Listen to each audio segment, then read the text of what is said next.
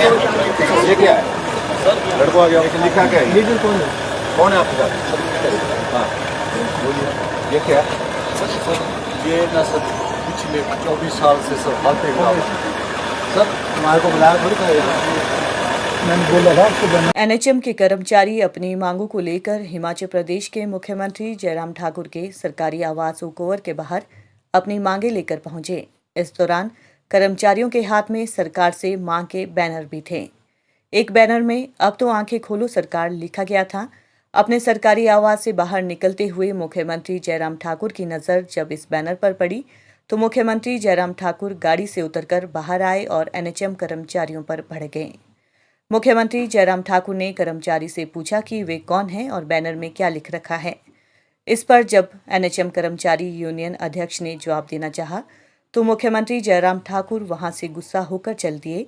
बेहद शालीन स्वभाव के लिए देश भर में मशहूर मुख्यमंत्री जयराम ठाकुर का ये रवैया देखकर अन्य कर्मचारी भी स्तब्ध रह गए। एनएचएम कर्मचारी यूनियन के अध्यक्ष अमीन चंद ने कहा कि कर्मचारी बीते 24 वर्ष से लगातार अपनी मांगों को सरकार के सामने उठा रहे हैं, लेकिन सरकार उनकी मांगों पर ध्यान नहीं दे रही है। पिछली सरकार और अब मौजूदा सरकार भी केवल वादे करती है, लेकिन उनके लिए नीति निर्माण नहीं किया जाता। उन्होंने कहा कि मुख्यमंत्री जयराम ठाकुर का ये व्यवहार बेहद दुर्भाग्यपूर्ण है। लड़को आ गया, लिखा क्या है? लीडर कौन है? कौन है आपके साथ? हाँ बोलिए, ये क्या है? सर ये ना सर पिछले 24 साल से सर हाथे का सर हमारे को बुलाया थोड़ी था, मैंने बोला था आपको बना। दुर्भाग्यपूर्ण रहा। हमने पिछले एक हफ्ते से लेकर लिखित में भी इनसे परमिशन लेने की कोशिश की, वर्बली में पर्सनली मिला है, इनके पीए साहब से भी मिला हूँ मैं, लेकिन आज हमने कोशिश की थी कि सभी जिलों से जितना भी हमारा कार्यकारिणी है और उसके अलावा जितना भी हमारा जो अपना कर्मचारी वर्ग है, एक बड़े डिसिप्लिन मोड में हम आए कि इनसे अपनी बात को रखें। लेकिन ये आपके सामना सारा इंसिडेंस हुआ। सीएम साहब आए कि अब तो आंखें खोलो सरकार। ये कोई आज का हमारा इनको बताने का प्रयास नहीं था।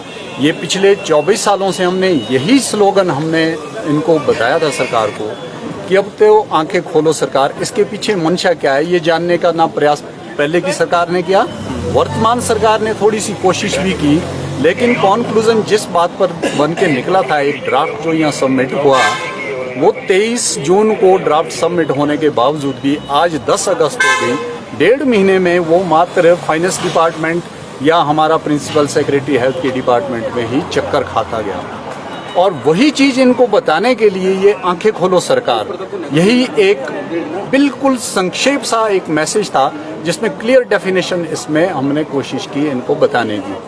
अब इसको ये किस दृष्टि से देखते हैं, लेकिन अगर हमारे पार्ट से इसको देखें तो ये बड़े अच्छे से समझ सकते हैं कि कितना ज़्यादा एक्सप्लॉयटेशन हम झेल चुके हैं। चंबा से शिमला पहुंचने में 14-15 घंटे लगते हैं। हमारा एम्प्लॉय जो यहाँ पहुँचा है चंबा से पहुँचा है, किन्नौर से हैं, मंडी से हैं, कांगड़ा से हैं, हमीरपुर से हैं, ऊना, बिलासपुर, कुल्लू, 12 के 12 ज़िले यहाँ पर आपके सामने पहुँचे हुए हैं।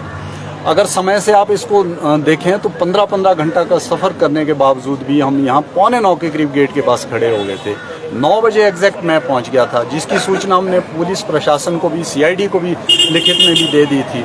बावजूद इसके भी हमारी अनदेखी मिलने के लिए की जा रही है। अगर इस तरह का रवैया सरकार का है तो हम भी अगर अनदेखी अपने सर्विस से रिगार्डिंग करना शुरू कर दें कि पेशेंट को देखना छोड़ दें, कोविड पीरियड है वहाँ हम अपनी सर्विसेज ना दें, तो ये सरकार समझ सकती है कि कितना ज़्यादा लॉस होगा।